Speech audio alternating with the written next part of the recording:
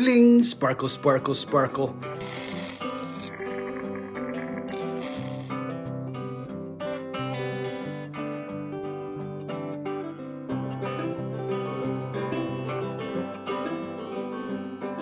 Another beautiful Texas day, and we have a tiny tall house. Tiny and tall. Tiny and tall. So then, this bottom part will be utility and some other things.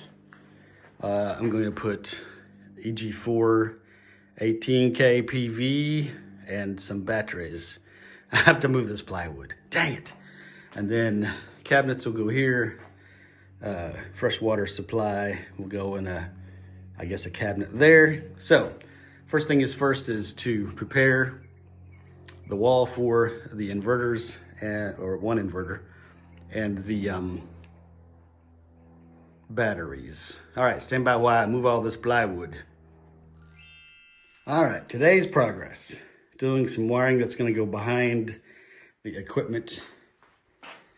Nail plates are installed and switch box. Some insulation, not all of the insulation. Some other equipment wired up. And some overhead lights need to be installed, roughed in. That'll be tomorrow. So, y'all stand by. We're gonna get there.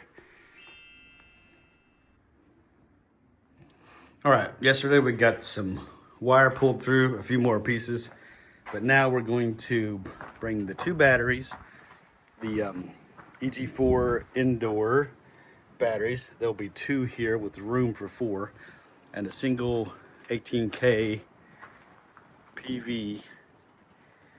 So these will get unloaded. Now, the inverter I can just manhandle off here. These batteries are a little bit more difficult. So, I gotta put a winch on this beam and lift them up. Drive out and lower them onto the ground, and then wheel them into position. That 8-inch or 6 or 8 inches of concrete, it'll be fine. It'll be fine. Just watch me.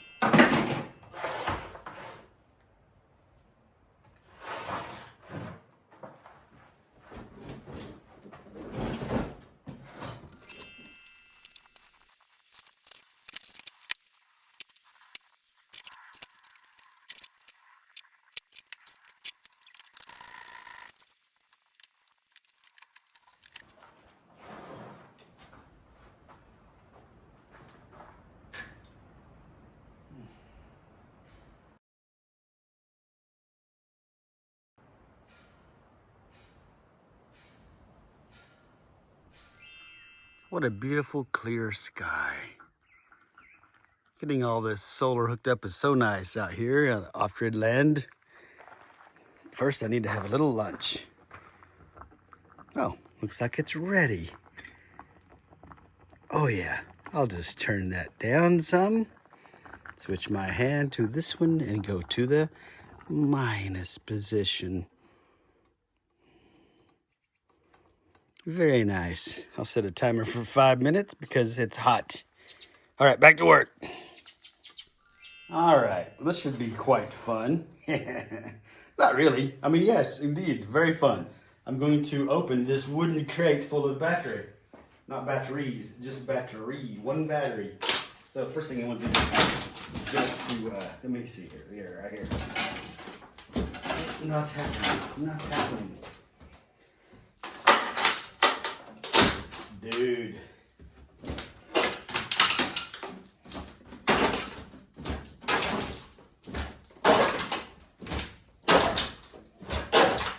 That was elegant, I'm pretty sure. Then I'm going to put it on its bottom.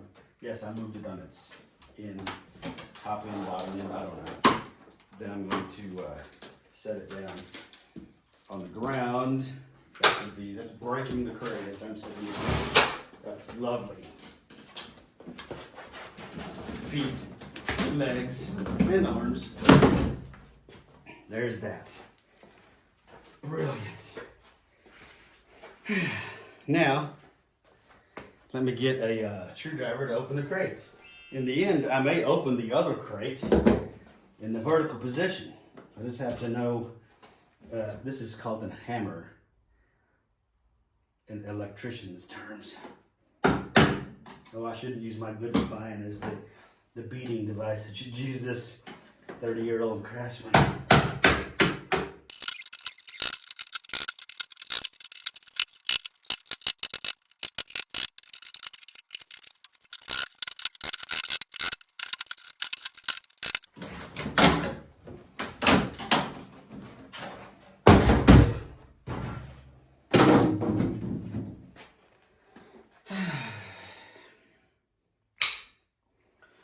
Needless to say, I hate these wooden crates. But I guess they make the product come safely and securely to the destination. Look at that. Very nice. We got the documentation. We have QA sticker.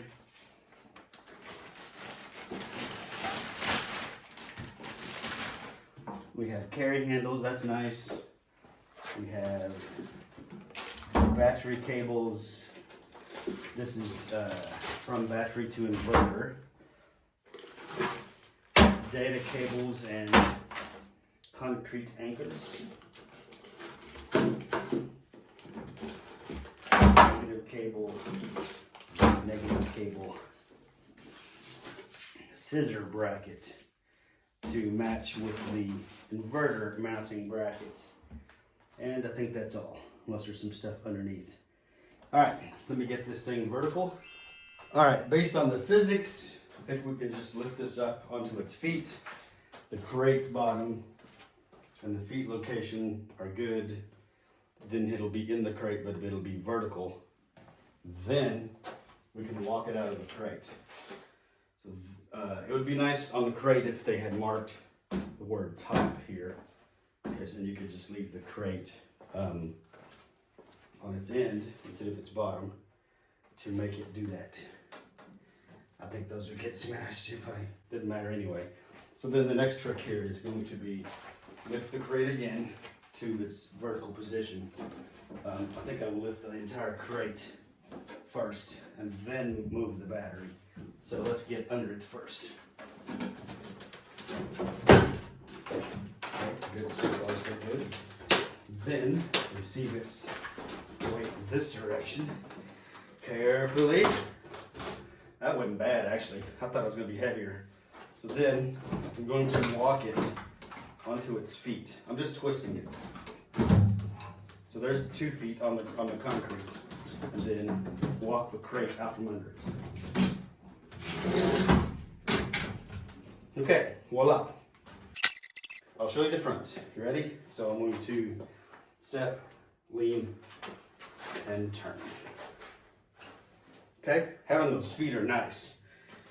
Having wheels would have been nicer. Well, wheels and feet. It just adds more money. Alright, so now I'm going to walk this over, actually, with the dolly. So I'll put the dolly under it and I'll drive it over to the location.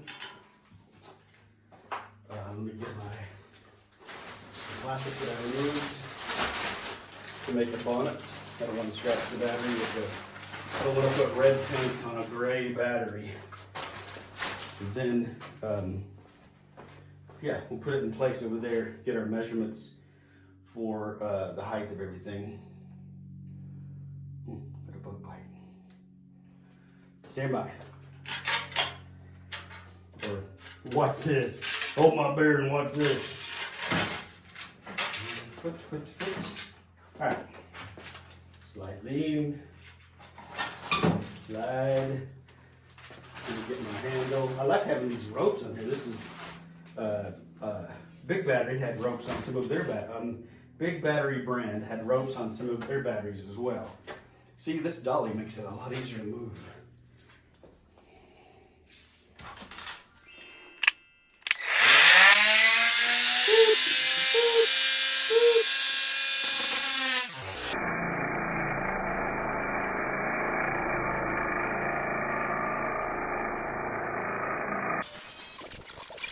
Okay, measure 3 times and then you double check. Looks like, oh, look at that, it lines up great.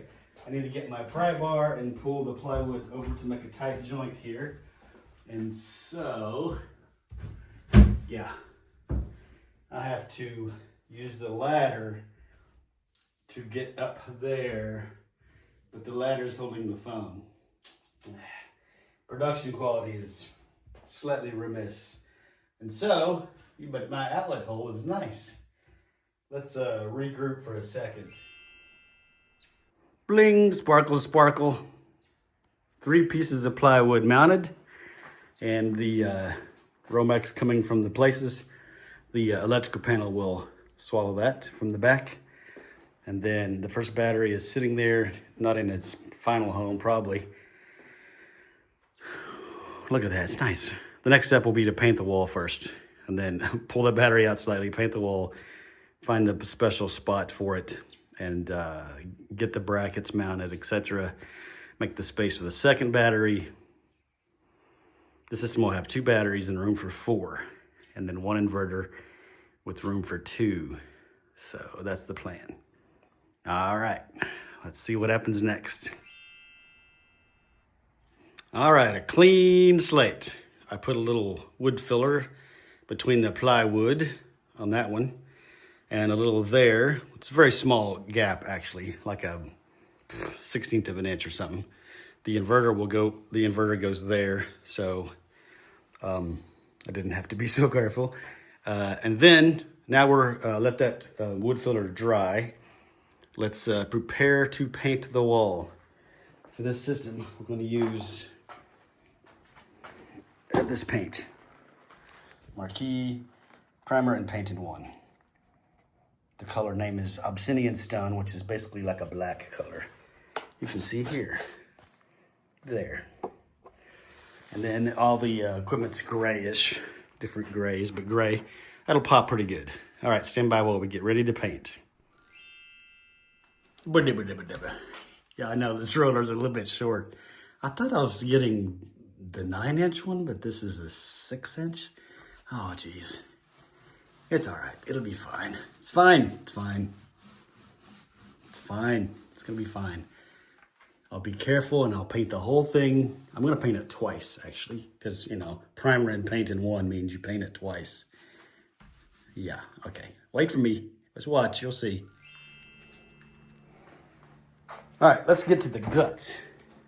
First of all, this is the first EG4 inverter I've installed. I've installed a bunch of Solarcs.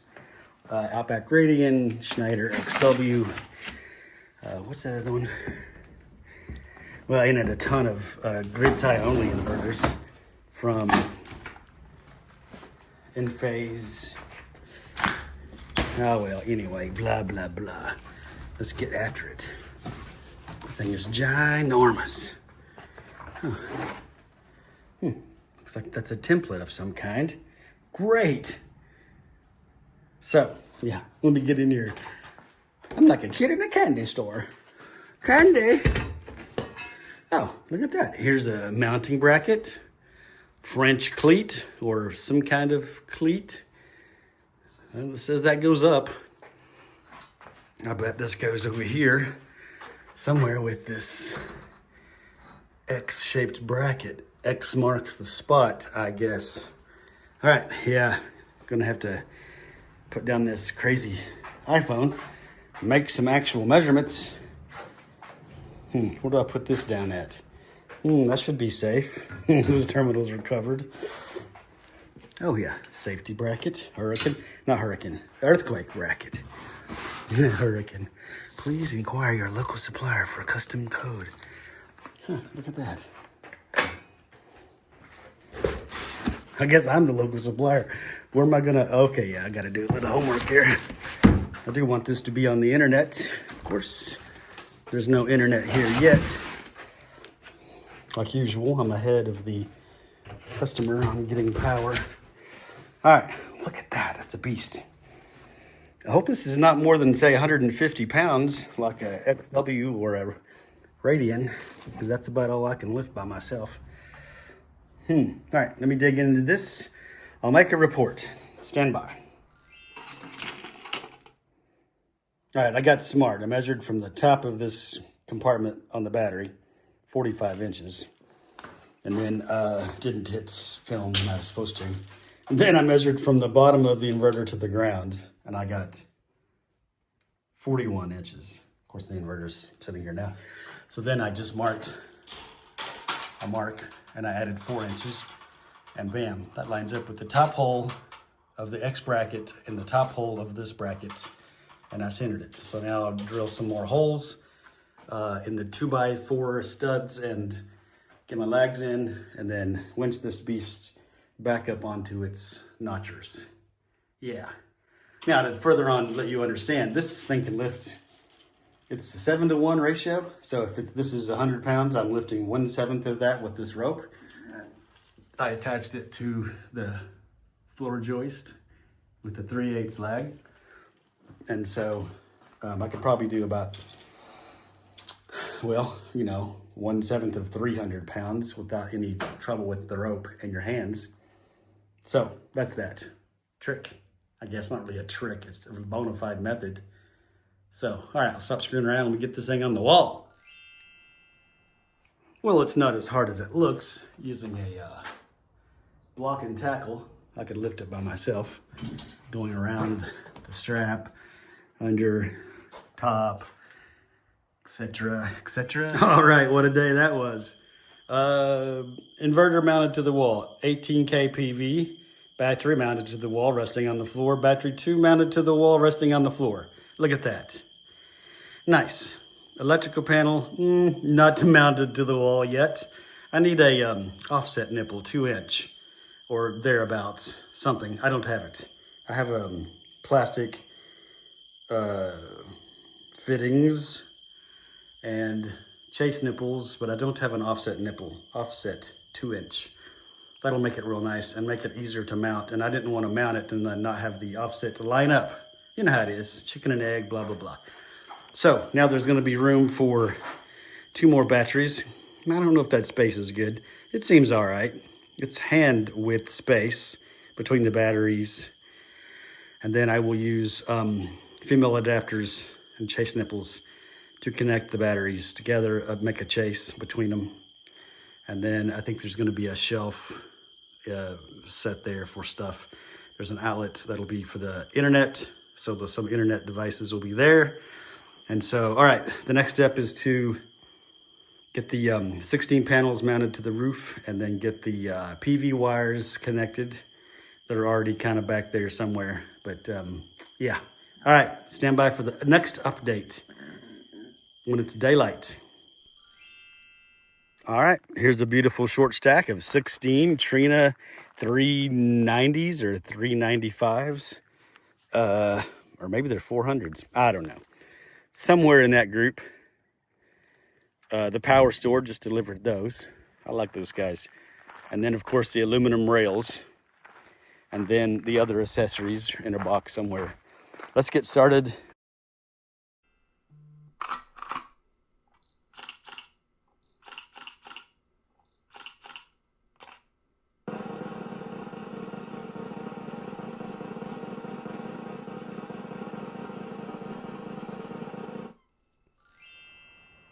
All right, full day, full racking using the Iron Ridge XR100 rail system, 16 panels.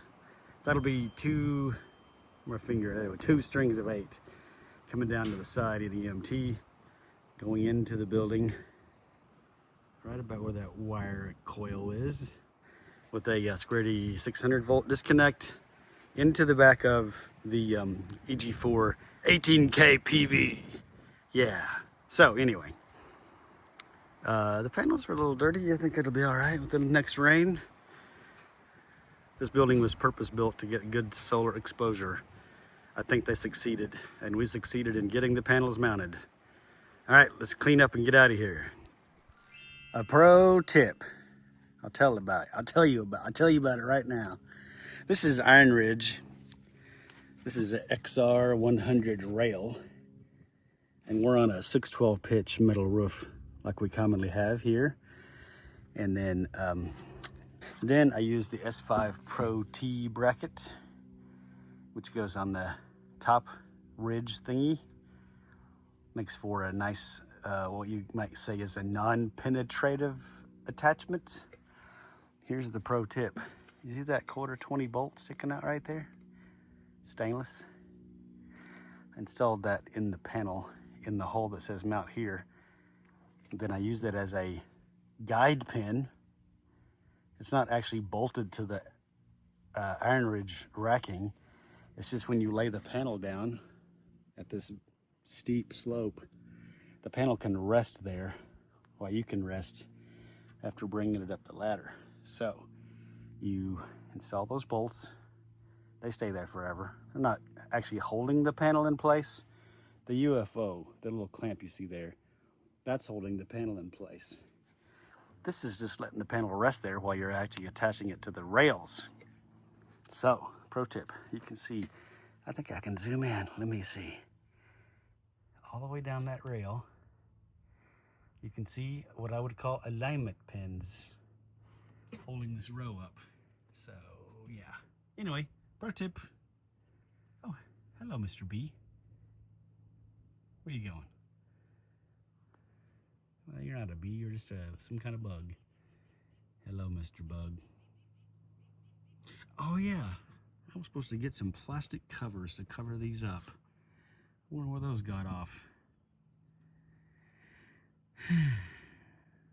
Well, just go in there and have a good house or whatever's. Goodbye. 16 glorious 390 watt Trina Vertex. Brain. What is that, about 6,000 watts? Yeah. This is one of the 3 strings possible. And so, let's review the rest of the system. All right, it's a fresh build. It's a tiny house. Well, it's not really a house, tiny structure. This is the utility shed. So, soon, oh, there he goes. Mini split, dual zone mini split goes there after the French drain is buried. Here is the solar disconnect coming down. It's on. Image destabilization. Not happening with all these rocks. Ta-da! Bling! Sparkle, sparkle, sparkle. Yeah, EG4 18Kpv up and operating.